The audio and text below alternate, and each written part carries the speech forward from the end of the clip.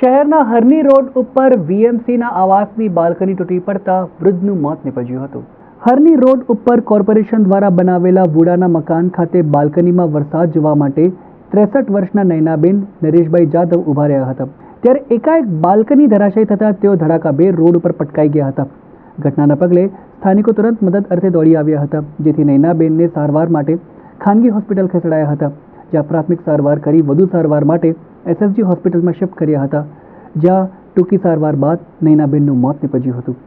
ઘટનાના પગલે ઇન્દિરા આવાસ યોજનામાં રહેતા સ્થાનિકોમાં ફફડાટ જોવા મળ્યો હતો. એ વરસાદ આવતો હશે એટલે બહાર નીકળ્યા હશે. કયા વિસ્તારમાંથી આવો છો? વિજયનગર હરણી રોડ. એટલે ઉડાના મકાન એલમાં એલ ઉડાના જ છે ને. ઇન્દિરા આવાસ યોજના એટલે વરસાદ જોવા નીકળ્યા હશે. બાલ્કની જ પડી. હા, બાલ્કની જ પડી. શું અત્યારે પરિસ્થિતિ શું છે? ડૉક્ટર સાહેબે થોડુંક ક્રિટિકલ કહી છે. ક્યાં વાગેલું છે? દાઢીમાં છે, અહીંયા હાથમાં છે અને હેમરેજનું કહી છે.